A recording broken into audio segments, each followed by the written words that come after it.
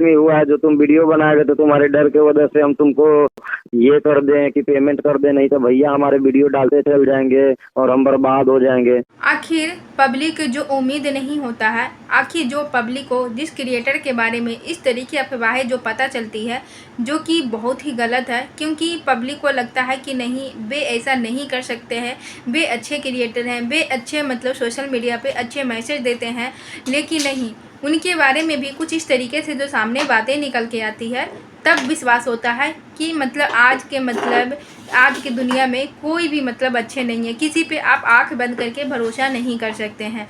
क्योंकि अभी जो राहुल का जो मैटर चल रहा है जिसमें वो रिकॉर्डिंग सुनाया है, तो रिकॉर्डिंग सुन के तो सिर्फ ये पता चल रहा है कि जो स्टूडियो वाला है उसका आवाज़ आ रहा है, लेकिन इसमें 2 क्रिएटर और कौन शामिल है जो मुखौटा यूट्यूब पे जो मुखौटा पहन के सभी को दिखाते हैं, लेकिन कैमरे के पीछे कुछ और ही सच्चाई है।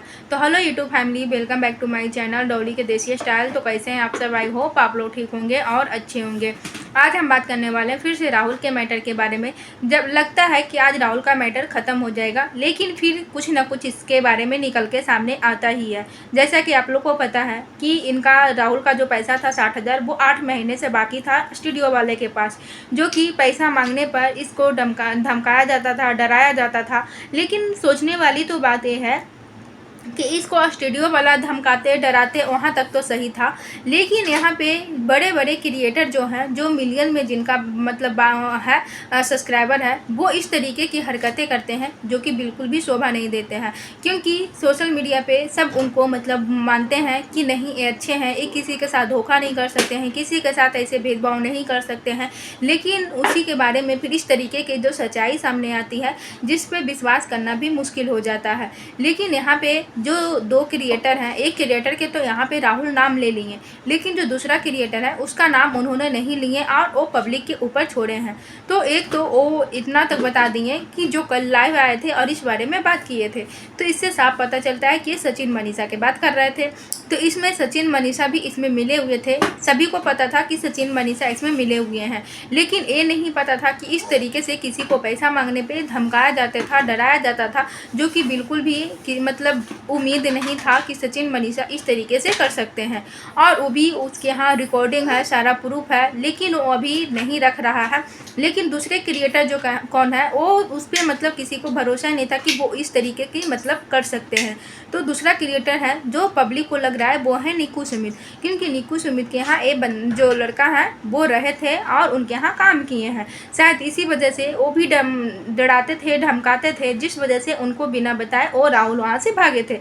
क्योंकि अगर वो डरा रहे थे, धमका रहे थे, इस तरीके से उनको कुछ बोल रहे थे, तो शायद इसी वजह से उनको काम छोड़ के भी वहाँ से भागना पड़ा।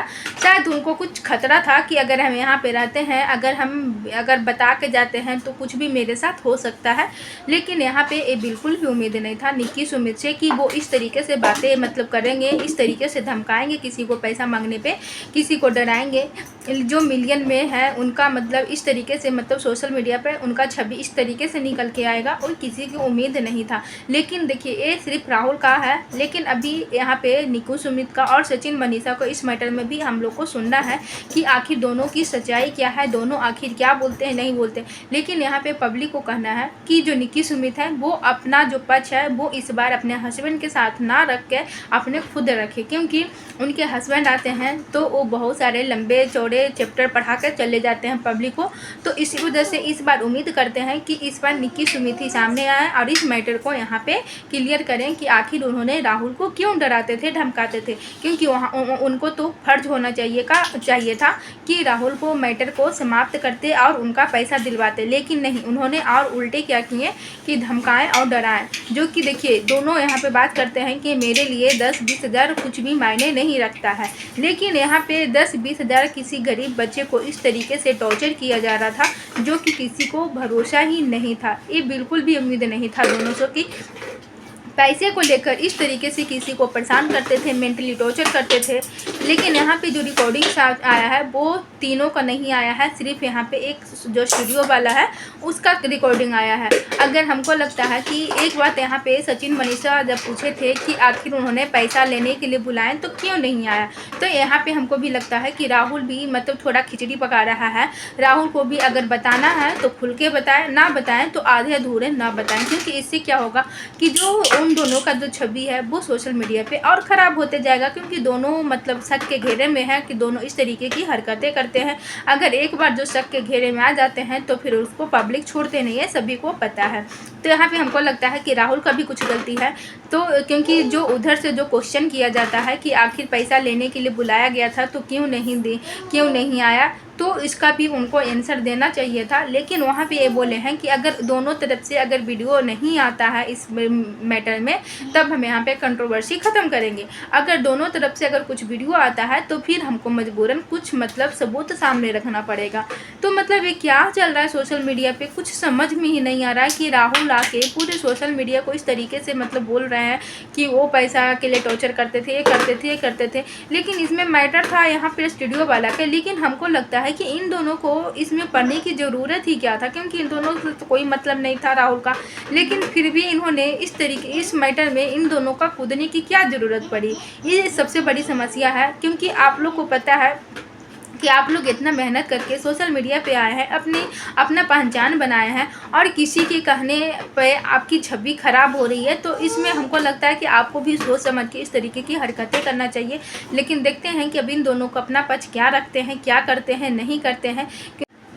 अगर नहीं रखते हैं तो वैसे भी इन दोनों का मतलब जो सोशल मीडिया पे जो मतलब अभी धजिया उड़ने वाला है वो तो उड़ेगा ही, क्योंकि इन दोनों शक के घेरे में पूरा आ गए हैं। तो देखते हैं आगे क्या होता है, नहीं होता है। क्योंकि देखिए हम किसी को अभी इसमें इल्ज़ाम नहीं लगा सकते हैं, ना ही निकी सुमित को, नहीं सचिन मनीषा को, क्योंकि जब तक दोनों अपना पक्ष नहीं रखते हैं, ना ही कुछ मतलब सबूत आता है, तब तक हम किसी को इल्ज़ाम नहीं लगा सकते हैं। तो देखते हैं आगे क्या होता है।